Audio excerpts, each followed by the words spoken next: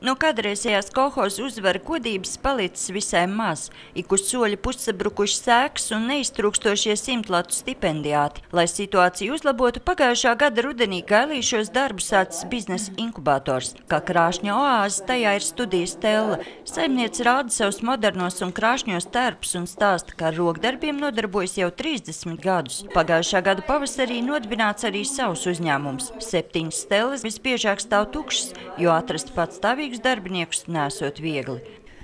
Patreiz vēl ir tas nogaidīšanas mirklis, kad viņi skatās, kā tad man veiksies.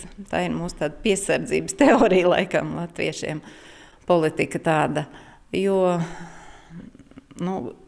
ir baidās pazaudēt to pamatmaizi darbu.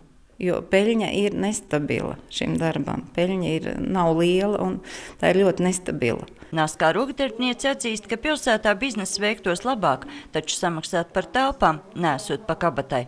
Kas notiks pēc 3 gadiem, kad beigsies inkubatoru periods, pagaidām vēl ir lielais neatbildētais jautājums. Tikmēr citas biznesa dārza telpas jau šodien stāv tukšas. Bez Stellas Gailīšu inkubatorā mājvietu radis tikai vēl viens uzņēmums.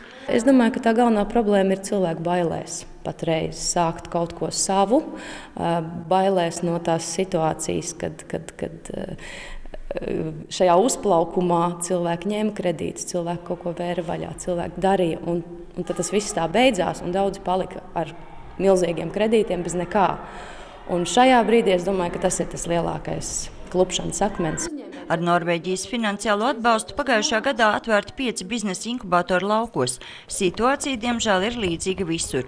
Cerība ir tikai uz jauno paudzi, bet vai viņi kopā ar vecākiem nepametīs savu pagastu pirms izaugs, ir jautājums, uz kuru īsti atbildēt nevar neviens.